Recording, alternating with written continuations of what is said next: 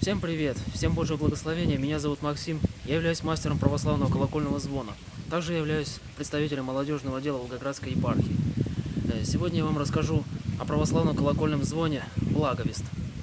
Благовест – это один из древнейших звонов православной церкви.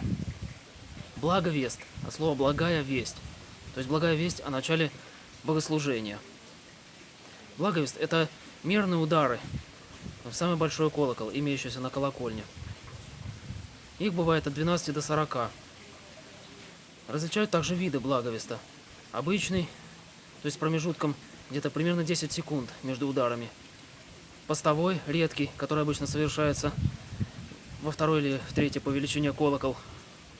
А также есть валовый благовест, который перекликается с другим колоколом. И набатный, это частый сполошный, применяется при стихийных бедствиях. Изначально, выполняя сигнальную функцию, колокола использовались для оповещения о начале и конце богослужения. С освоением колокольного мастерства появились новые звоны, которые обозначают не только начало и конец богослужения, но и его особые моменты. При этом различаются 4 вида канонических звонов, которые отдельно или вкупе создают все разнообразие православного звона. Это благовест, перебор, перезвон и трезвон. Ну вот сегодня поговорим мы о звоне благовест. Вот сейчас я вам наглядно покажу.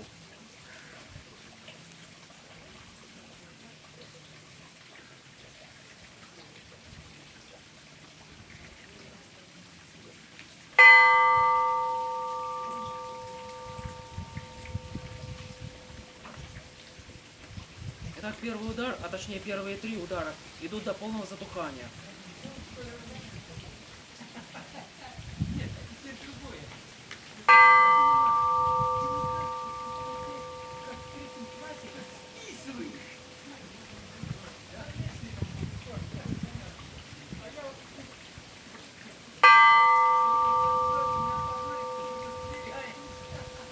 Но я сейчас не буду звонить 12, а тем более 40 ударов, поэтому я вам покажу сокращенно.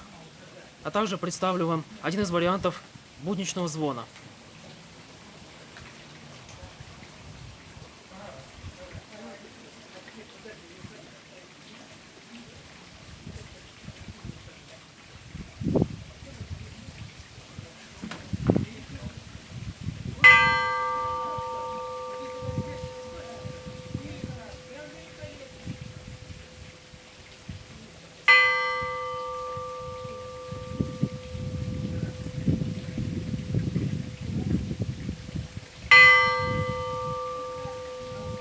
Далее следует трезвон.